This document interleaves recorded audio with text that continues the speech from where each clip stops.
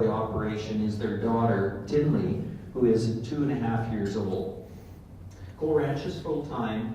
Well, Jill works at the Canadian Cattlemen's Association, and I think we've got some YouTube videos up of Jill, I think, was doing a little bit of a push for understanding agriculture and everybody being part of the solution to the consumer understanding agriculture. They certainly are busy with marketing and exhibiting cattle, judging numerous fairs and highlights such as the Farm Fair International Legends of the Fall and All Breed Show, the Alberta and British Columbia 4-H heifer and steer shows, Olds Classic, and Expo. I'll say beef, but it's boof, if I guess you're in Quebec. They've shown several national champions, 2 world champions, with the highlights of being the top 10 finalists at the Royal, or RBC, Supreme Challenge 5 times since 2004. I'm going to turn it over to you two, and they're going to tag team it. So they'll go back and forth, and that'll add a little bit to the day. And please don't forget to take advantage of those evaluations. So what we're going to do today is we're going to talk a little bit about our operation. There were 6 questions that Rick sent us, and so we'll run through those. And then afterwards, as mentioned earlier, I work for the Canadian Cattlemen's Association. I'm the programs manager. One of the programs I manage there is the Cattlemen's Young Leaders Program, and I'll just mention to you a little bit about where the program's at, and if you're within that age range, if you want to apply. So firstly, I'll let Cole take it away. Well, I've been a part of Harvey Ranching all my life, of course. Harvey Ranching was started by my mother and father, Ian and Marlene. It was started around 40 years ago. And when we first started, we just had pulled Herefords. And my mom comes from a pulled Hereford operation, Remitol Cattle Company, which is just outside of town too. So she's been in the Hereford business for ever, pretty much. And Dad comes from a commercial cow-calf operation just outside of Calgary, kind of by Brad Creek. So when they started dating and got married, they decided to go into the Herefords. And so we had Herefords up until, well, currently still do. And in the late 80s, we got into Charolais. We wanted to expand our bull market. And we felt that the Charolais industry really complemented the Hereford industry, that a lot of guys will breed their Charolais bulls to a Hereford cross female, and you get probably one of the strongest commercial products out of the end result. And further going on from that, about 6 years ago, we decided to expand into the Semitols. And the reason for expanding into the Semitols was that a lot of our friends that run cattle use Semitol bulls, and they wanted to buy bulls off of us, but they liked the Semitol breed the best, so we decided, well, there's an answer for that, we'll buy Semitol. So that's why we got into the Semitol breed. And we've found since we've got in there that the Semitol breed is a very young breed. When you go to the cattle shows, very enthusiastic breed and really wanting to progress in the industry. So, we've been really excited to add that breed to our operation, and we really found that having the 3 breeds when we have our annual bull sale kind of works as having a couple consigners there, that you bring in a lot of different demographics of commercial breeders out there to your sale, that you get guys that are your Semitol breeders, your Charolais and your Hereford, so you get a larger crowd, and just adds to the enthusiasm to the sale that you pack the house. Our operation is around 1,600 acres, and we rent out about another 1,000 acres of grassland to pasture our cattle, and it's all in between the 2 farms, which are 3 miles apart, and then we rent some land at Sundre, so about a half-hour away. So it works out pretty nice. And that it is a family operation, that there's my dad and mom and my brother and his wife and myself and my wife Jill. on the operation. Dad, Scott, and I are there full time, and I guess Mom is too. So one of my jobs on the farm is looking at selecting and managing the show cattle. I'm in charge of kind of doing all the AIing, and we run around 350 cows now, and we'll almost AI everything once before we'll put them out with bulls. That we find its way to, and we have lots of commercial customers that use we use horses with our cattle, and we'll bring in whatever's in heat twice a day off of horses, AI them, and we'll do that. And we find it's a nice way because with 350 cows and roughly you're putting out one bull with 25 cows, well, that's a lot of breeding pastures, and we find, well, and we feed all the way till almost June 1st, and we start breeding in April. So this allows us to get everything feed in one pen, and we AI, and it allows us to also sell our top herd sires as bull calves, but then retain that ownership in them and AI to them. So it's worked out really well in the past, and then when we do kick them out to pasture, well, then we're putting out 40, 50 cows with one bull, and then they'll probably only end up breeding 7, 8 cows, maybe 10 cows. So it's not like you're abusing a bull. I'm also work on all the herd health, advertising, which always kind of interested to see what publications, different or cattle magazines that people get. Who gets a Canadian Cattlemen's magazine here? Most everybody. Western producer? Lots of people too, because having 3 breeds, it's also a challenge on where do you advertise. If we advertise in each breed magazine, well, then it gets rather expensive. Or if we find something like the Cattlemen's, which we usually advertise in for a bull sale, that it's 1 cost, not 3 costs. So we find that we'd like to advertise in all the breed ones, but all the purebred people out there do get the Cattlemen's. So it's a way to save money, and but advertising is one of the most important things that you can do for any function or any sale that you're having. I'm also do all the registering of cattle, hay production, maintenance on machinery, farming, fencing, all that stuff. We have lots of cattle tours through our operation because we're big on international. That we try to send somebody either to Australia or over to Europe every couple years, that to keep those contacts and going. And then as far as my role for the operation, as I mentioned, I have a full-time job, but I also manage our website, which is www.harveyranching.com. And we have a monthly blog. This month I did not update it because I was at 3 cattle shows across the nation and other meetings, but every month I've been putting interesting stories about what we're doing around the operation, or if we're going to different sales across the country or around the world. And so it gets people to our site rather regularly, because we are changing the first page of it. So the home page is where I put the blog, and that's very, very helpful.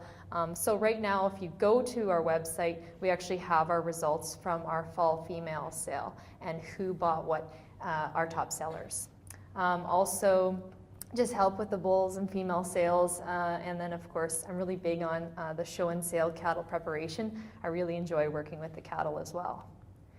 So I guess I can just talk about these very briefly. These are some of the exhibitions that we show cattle at, that where we see we get quite a bit of value.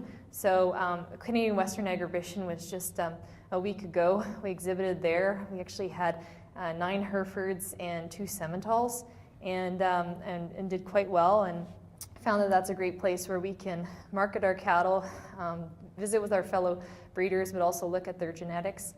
Denver Stock Show will be heading there in January, and it's a really, really neat opportunity to see a variety of different breeds there all at one time or different times. And one thing we did different last year is we actually had 3 of our bulls. You'll see here in the one picture at the bottom side, the Charolais, a Simmental, and a Hereford on display in the yards for a few days, just to see what kind of traffic we would have. And there was huge traffic through that part. But we also like to be on the hill, as they call it, where we're showing the cattle and we connect with our clients. Olds Fall Classic, just here in Olds, is a great show and qualifies for the RBC Supreme. We find that this is a great way to just get our cattle out there, visit with our fellow breeders. There's not tons of people coming through, but the quality of cattle is unbelievable, so we definitely want to be there. And then the World Hereford Congress actually came to Olds, came to Canada just last year. And the neat thing about that is we had 375 international guests come through our ranch because we're so close. So hopefully next time when it comes back to Canada in how many years? 25 years. Hopefully it'll be in Olds again. I'm not sure. But anyways, it's a great opportunity. And then we try to go to some of those World Hereford Congresses around the world as well if we can go. And like we said, we've had some world champions, so we've been very fortunate. And here's lastly, Farm Fair International. We support this show. This last year we didn't get to go, but now we'll be heading there again next year. And we find it a great opportunity to connect with our some of our the ranching community. There's ranch rodeo, Cole likes to ranch rodeo, do all that stuff too. So we get to see some of our friends, but then they come by and look at our bulls and look at our genetics, and usually have a drink at the stall. And it's a great social event as well. So the first question we have is what made you choose the cow-calf business as a career? Cole and I kind of joked about this. We're like, did we have a choice? I'm a Hereford girl. We've had cattle since I was born. Same with Cole. It's on both sides of the family tree, and we truly love it. I mean, it's where we decided to have our education. And then it's truly a lifestyle for us, and then we have a passion for this industry. This is where our social events are, and we truly feel that we have a lot of opportunity. It's very exciting and very innovative. The next question is, what is the most significant hurdle you face entering the beef industry?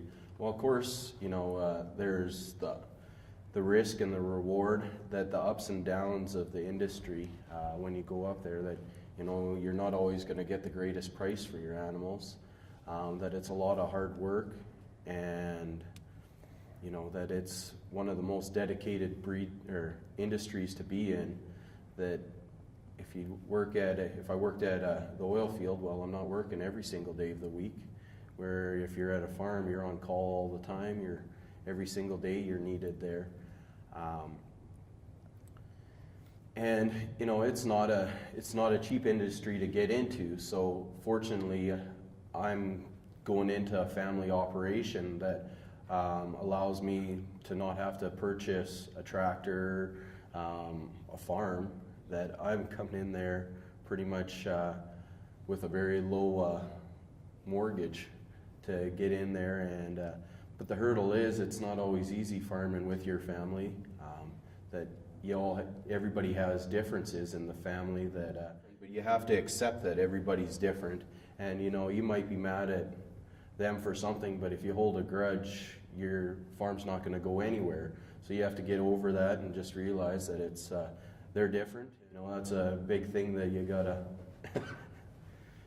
realize, that find the strengths in each person, that what they offer to the operation, and how that Scott's better working with some people on sales, and I work better with other people on sales. So it's as a collectiveness, and Dad has his other customers too, that some people only want to visit with him on buying a bull. That as a trio, we work a lot stronger together than as individuals. So that's one of the things. Expansion, well, around here it's roughly $4,000 an acre, which is really expensive to kind of justify the land cost and what you can actually get off of the land to get return off $600,000 for a quarter is rather tough, but the good thing about land is it's one of the only things that has always maintained its value, that it's never gone down in value, and I can never see it going down in value. So if you can ever afford to expand, it's one of the greatest things to do, that it's your greatest asset that you have to your operation. So one of the things that I would also add in terms of that's really rewarding about being a part of a family operation is that if we go on vacation or we want a family vacation, we can actually take it because we have someone else there looking after the farm. So that's something that's huge for us because we also alternate who gets to go to different events. So Cole and I got to go to Kansas City this summer for the Hereford Junior Nationals for 3 or 4 days, and we didn't have to worry about the farm. We knew it was in great hands, and the same goes for our in-laws, my in-laws, or Cole's brother and his wife. So that is a huge, huge perk. The only downside is we all like to go to cattle shows, so we all want to leave. But luckily, we live close to Olds College, and there's always a great Olds College student that wants to come out and look after the cattle. So we've been really fortunate with being so close in proximity to this agriculture college. So the next question was, what success have you experienced in your area? So I think one of the things that Cole touched upon was we have a huge attendance at our bull sale so far, which has been great because we're just expanding. We see new faces every year, and we have a very nice average on our bull sale. And we're trying to get our bull sale numbers up as much as we can, so we're able to be competitive and make a profit in this industry. The other thing is our online Hereford female sale. Over the last several years, it's been the highest averaging Hereford female sale across Canada, which is pretty exciting. And it's a different format because it's just all online, and so there's actually not cattle running through a ring. So it was a bit of a risk to go out and do it, but since we've been doing it, we've seen that our costs are significantly lower by doing it online, and that people like the format. We did have to change it a few different times. This year we did have an open house at the same time, so that we had some people there that if they weren't comfortable with bidding online, that they could be there and bid with our auctioneer that was there. Also, bringing in the Simmental side of things, we've done very well with selling those progeny. We hit kind of the jackpot. We bought this female called Pepsi a few years back, and her progeny are amazing, and every time she flushes very well, very much over the average of 6 embryos. So she'd average how many embryos, Cole?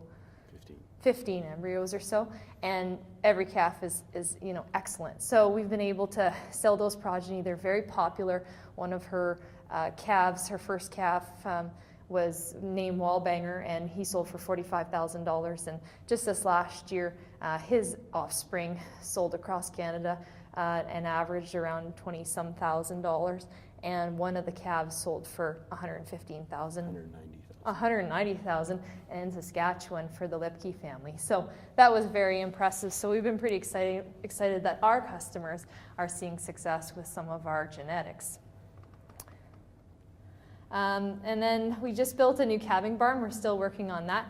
I think that improving our facilities improves our lifestyle as well, because also it keeps him safe and us safe and our kids safe. And so what we are trying to not have rickety old fences, but also have something that we can manage our cattle the way we want to manage them and keep ourselves, content when we're doing it. And then we talked about some of our recent wins. One of the recent wins we had was National Champion Female last year with our Hereford female, and then international success with some of our genetics worldwide. So this is just a picture of our catalog from our internet sale that we had this fall. So Cole likes to have a picture of one of the generations, or a few of the generations on our catalogs. So there's our daughter on her horse, and people think it's me on the other horse, but that's actually our babysitter. Had to looking the other way. I was at work. But anyways, you could just say it was me. But one thing that we like to do is keep the Western appeal. People from internationally and also from the East really like the fact that we're ranchers, and so keeping that feel to our marketing and our catalogs is really important. What we also offered here in the sale, which was really neat, is we not only had live lots. The top live lot, was our high selling heifer at just over 10,000, heifer calf. And then at the bottom, we actually had the national champion female there, bred to the national champion bull from Denver. Those are embryos that we had on offer, and they were sold for $1,400 an embryo. So they were very well received. And also the lot 26, which was the last lot in our sale, was the pick of our cow herd for half interest, and that sold for $23,000. So having a variety of different options for people to buy seemed like a great option, not just live lots, but also some genetics and so on. How will we, with the current opportunities and challenges, shape the future goals? How we're working this one is, with 3 families on the farm, that we had to get bigger. In the last couple of years, last year we calved out 270 cows. This year we're going to calve out 350 cows. And we're kind of starting to hit our max number that Scott and I only like to work so hard. That 350 cows is a lot of calving, and last year calving out 270 cows, we start the 1st of February roughly, and then we'll end up calving until about April, but we had 200 calves in the first month, so I guess my AI worked was the one thing, and it was just busy. So when we have 350 cows, that it's definitely going to be a lot of work this calving season in February. So adapting to our customers, like when we have our Hereford sale, that we've got different types of customers, and so you've got to find those which are great customers to have, because usually what happens is they'll buy the high selling ones from your operation or from your cattle sales, and then they'll stay on your farm, and we'll manage them and sell the progeny for them. Usually we work on a percentage that they get a certain percent, and we're trying to work at it now that it's a straight percentage, that they don't ever see any bills, that it makes it a lot more easier for the bookkeeper, which is my mom at this point.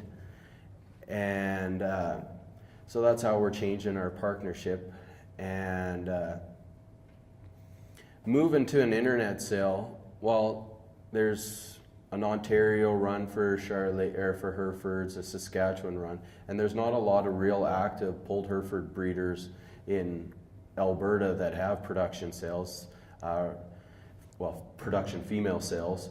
So we decided that the best way to get everybody to show up at our sale is put it online, and everybody can watch it online. And usually we'll end up with 200 to 300 people watching our sale online, which is a huge amount of people, and we'll have roughly 60 to 70 active bidders on the line online, and we'll be selling 25 lots. So and the cattle that sell in the sale go, I think we had just sent 12 animals to the States, that my brother's delivering them right now to the States, and embryos went to Australia, Sweden, England, Denmark, so all over the world again. So it gives us a way to advertise or expand our marketing opportunities by going into the internet opportunity. And this spring we'll be broadcasting our bull sale online too, so there'll be more Americans will be able to bid online and buy the animals, and then we work a deal that we get them across the border at our cost, and then from there they have to get them to their place. The next thing that we're doing is keeping up with the fads, and this social media part of it is being on Facebook, sending out e-blasts. The thing that we've found for e-blast is not to send one out every single week, that if you send them out every so often, people aren't deleting them, that they'll actually look at them. So make sure that you don't overwhelm somebody when you're doing e-blasts, but to find out what actually works, and where to advertise. So when somebody calls the office and asks to be on the bull sale catalog, well, Mom makes sure she asks where did they find us if they're not a current customer. Where did you see the Harvey Ranching logo and why? So whether they found it in the Cattlemen, searched us online, Facebook, different stuff. So that's the biggest thing, that make sure that you're trying new things and finding ways to reach new people. So one other thing too, we decided to switch accounting firms this year. We went to MNP, and we find that, like, even yesterday they were hosting Cole and I before the CAMFAX event to talk about succession and so on. But they're great. They want to talk to us. They're in agriculture. They're more bee specific. And so for us, we understand more about our tax issues, and then they're helping us on the succession side too. So they've been a great resource to switch to them, and also switching banking options as well. So have you used any tools to manage your price risk? So we actually don't, because we're selling a very small amount of cattle commercially. So we're not using CPIP or any of those other tools. However, they do sound absolutely fantastic if we were on the commercial side. But for us, we feel that we're managing our risk by having 3 breeds. We know that, sometimes one breed is hotter than the next, or all of a sudden one year there's just less commercial breeders looking for that particular breed than you have the other there on offer. So we feel that that's really helped. And then our various marketing strategies that we talked about earlier, just one thing that we do is we flush throughout the year, and Cole is very intense with that flushing program. We're very fortunate to have some flushing operations around here that we can have that flushing done, and it's not too far of a drive.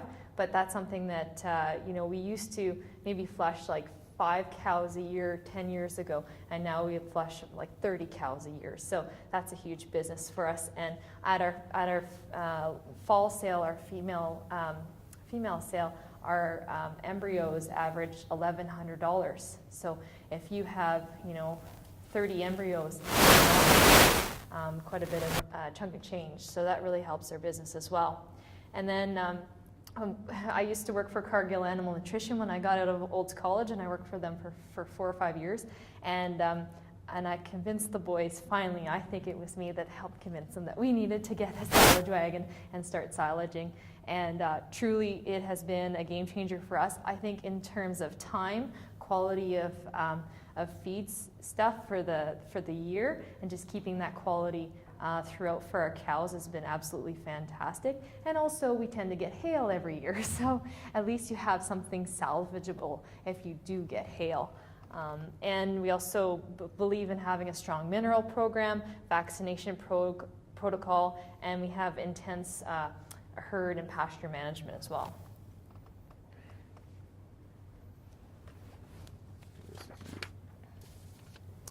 So what keeps you up at night and what excites you about your beef operation?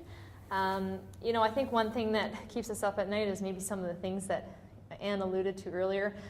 For myself, because I work for the Canadian Cattlemen's Association, I certainly get a first-hand knowledge of some of the trade issues that we have, or some of the upcoming issues we might have in terms of dealing with an A&W, we're dealing with an XL recall or whatever it might be. So those are some of the things that do worry me. However, we have really, really good people working for us. And right now we have an unbelievable ag minister, Minister Ritz, who is, whenever he's not in Parliament, he's off to another country working with Minister Fast, our trade minister, on getting some market access for us. And we've had some significant wins in this last couple of years, and so that's really, really exciting. Our association, Alberta Beef Producers, along with the other provincial associations and the Canadian Cattlemen's Association, are working really hard on these things. So those are some of the things that I think, although, they keep you up at night and you say there's going to be some issues, hopefully we can rectify cool very quickly here in the next year or so. I think succession, I think that's one thing that we continuously want to work towards. It's not just a one fix issue.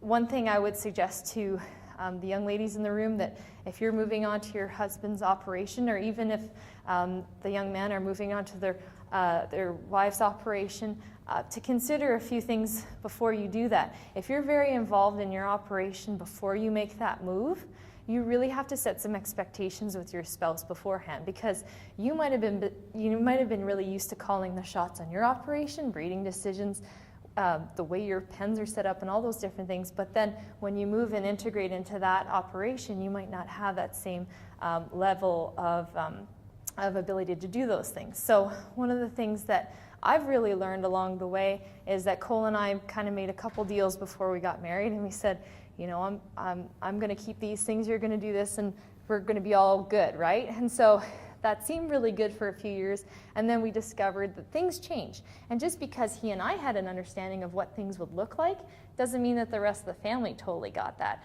or bought into that. So I think it's give and take. Over the years, we've just learned how to manage some of those things. So, you know, I go and help my parents' operation out about 2 weeks of the year. I go to Saskatchewan and help them.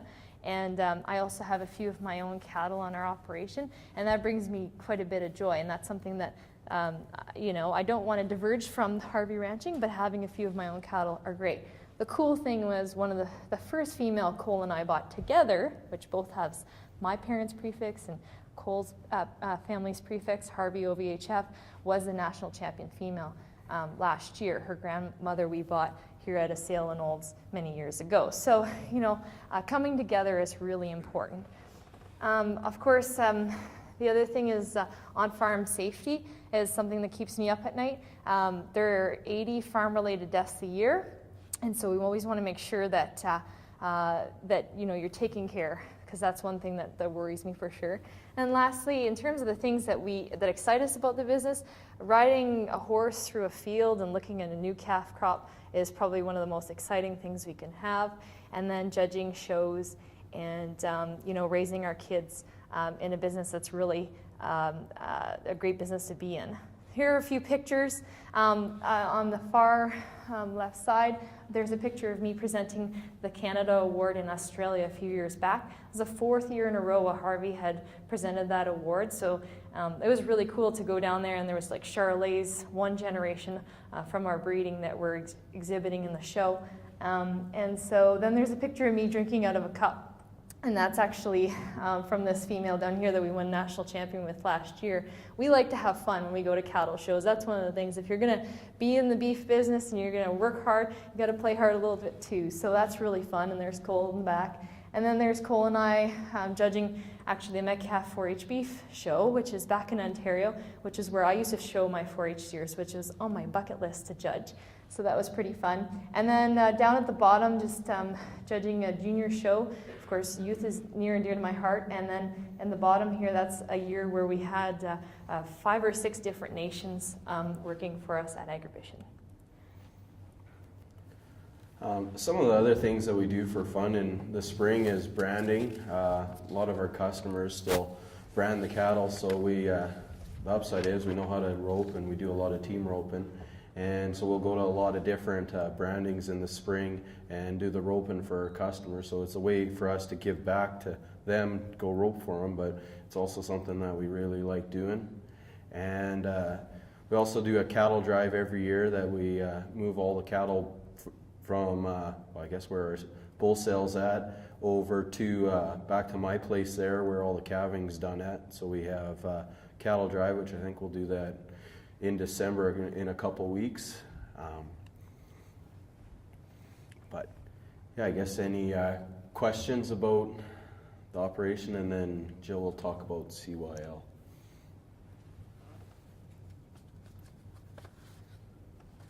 Questions? Okay, if there's no questions, I'll just move into the Cattlemen's Young Leaders program really quickly. I have some brochures that are right beside the cookies. I thought that was a good spot to put them. But very quickly, has anyone heard of the Cattlemen's Young Leaders program? Please put up your hand.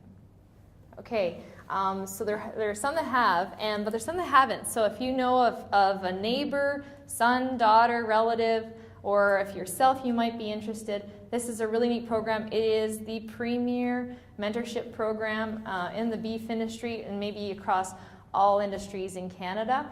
It is very, very well supported. It's been going for 4 years, and basically it provides anyone who's really interested in the beef industry between the ages of 18 and 35 with a mentorship opportunity for around 8 months of the year. We provide you with a $2,000 travel budget, and with that travel budget you can set out a roadmap with your mentor at the beginning of the year and kind of discuss what events you want to go to, if you want to meet up at events, if you want to go on a tour, go to their operation, go do whatever. The neat thing about this operation or this program is that it's for anyone who's interested in either a beef related career or whether you're already a beef producer.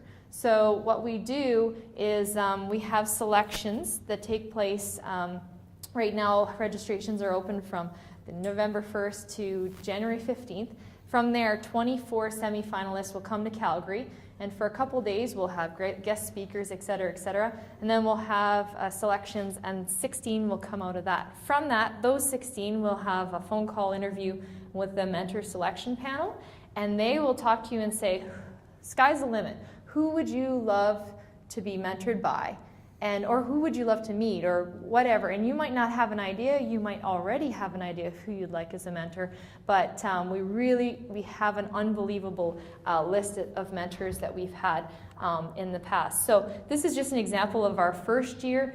We had two GMs from Cargill mentoring a feedlot producer on the top there, and then we had Diane Finstead, who's a radio announcer. She was mentoring a student, and then we had Jordan Buba, who's an actual Simmental breeder, female Simmental breeder, mentoring someone who is wanting to go back to the family farm, et cetera, et cetera. So we actually, if you go to the website, you can see the list of mentors and mentees we have every year and their bios. It's really, really impressive of who we have.